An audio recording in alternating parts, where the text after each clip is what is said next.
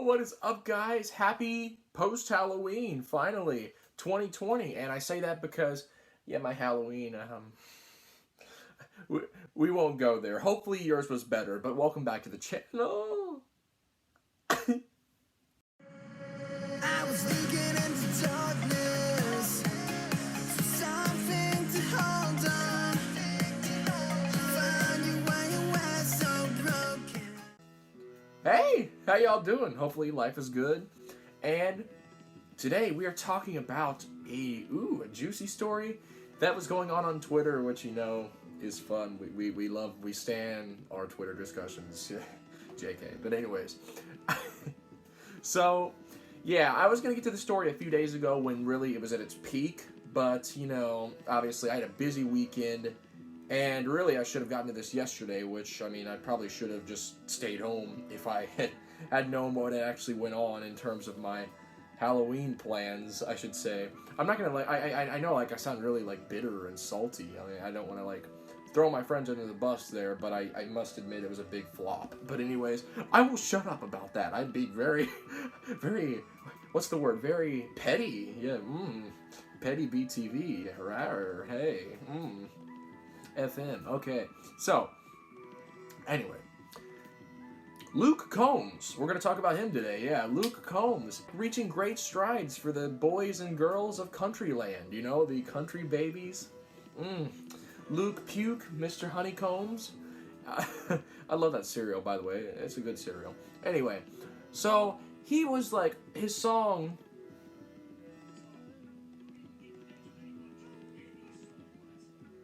His brand new track... Oh, my phone fell. His brand new trackula called Forever After All. And that ish was, like, projected to debut at what, like, number 2 on the Billboard Hot 100, and like for a country singer, like that's a pretty big debut, man. It almost was gonna hit like number 1, man. Like that is kind of like what's amazing about that. His song was nearly gonna hit number 1 if Ari hadn't dropped positions. And I think I probably should get into what I think about both songs. Positions I actually like quite like. I think, you know, like it's a fun little like ooh, you know, like it's a bop and it's sexy. It's like a Mamma Mia song, right? Me likey. So, yeah. Forever After All is actually kind of a sweet song. It's got, like, I like that Luke Combs, his songs may be a little conventional, but, like, the thing is they do have kind of a nice, like, instrumental palette around them, like, if that makes sense. I don't think, most of the time, I wouldn't say they sound really cheap or anything, which is good. I mean, like, I think he has a bit more of a rich, fleshed out sound compared to other artists in mainstream country, I would say. So, I honestly would be alright if Luke Combs got, you know, a number 1. But I'll tell you by Wow Wow Wubsy who wouldn't be, though. The Stan Twitterers, right? The Stan Tweeters. They, like the Ari Stans, they were not happy at all. They were not happy. That brings us to today's dilemma. Today's, like, tea, if that makes sense. Is that what the kids are saying? Yeah. I'm playing. But yeah, I like obviously I know about the tea. But anyways, so like I go on Twitter, right? And all I needed to do that day was type in Luke Combs. And what did I find? This is America. Don't catch you slipping now. Don't catch you slipping. People, you know, obviously like trashing him, making fake tweets about him, saying that he said like racist, homophobic, stereotypical things, like, and I'm thinking if they're fake, obviously he did not say that. I think they're fake, and the thing is like, whoa, that's kind of like, wow, really low. If he actually said those things, then I'd be like, okay, you know, that's bad, obviously. But he didn't, you know, he didn't say those things. There is one tweet, though, I do want to point out, one that he said. The one that I saw the most people reacting to was the one that Luke Combs said about Miss Lady Gaga. And it was from 2011, which obviously that's 9 years removed. And it was like, Lady Gaga, you look just ... terrible. Obviously, it's like this woman, that, like, you know, they were thinking like he thinks she looks terrible all the time. I'm sure he didn't mean that. I'm sure, like, you know, obviously, like, Lady Gaga, it can be, like, you know, Lady Gaga just has a lot of very interesting outfits, and I'm sure, like, we gotta take a look at the the background behind that tweet and like what did happen on Lady Gaga's 2011 performance at the VMAs. Like that is what happened on August 29th when he made that tweet. Now I'm not really gonna like sit here and say was it really like that? That's a little like rude, a little like douchey to say.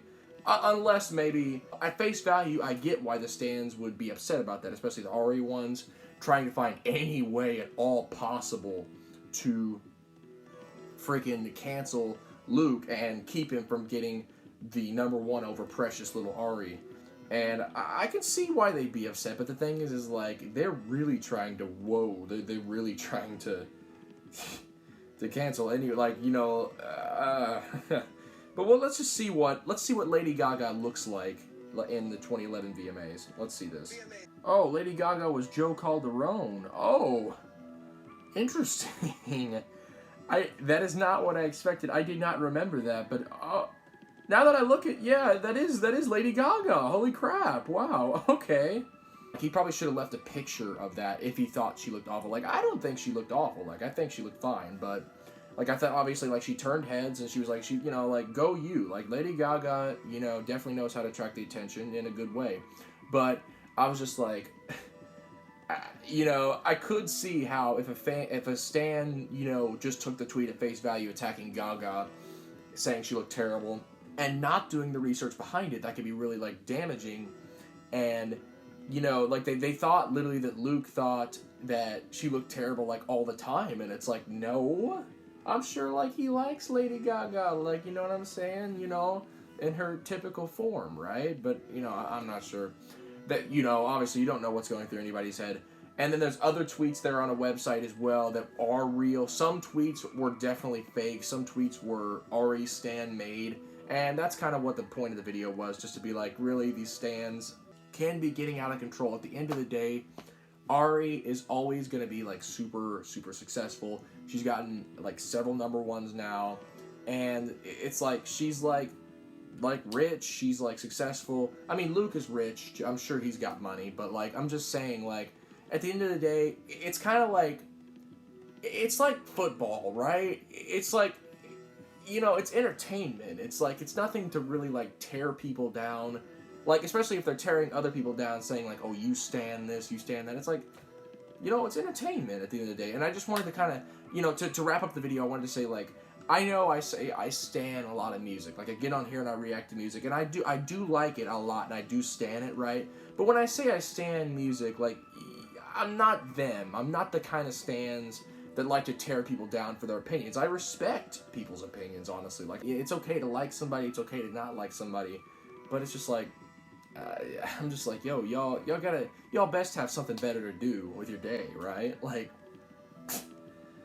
but anyways, though, yeah, that was basically the story of Luke Combs and Ariana Grande, the big feud. It looks like the numbers are going to say that Positions is going to come out on top. Like, Ariana's going to get the #1, I think, because of, like, better streaming or something like that.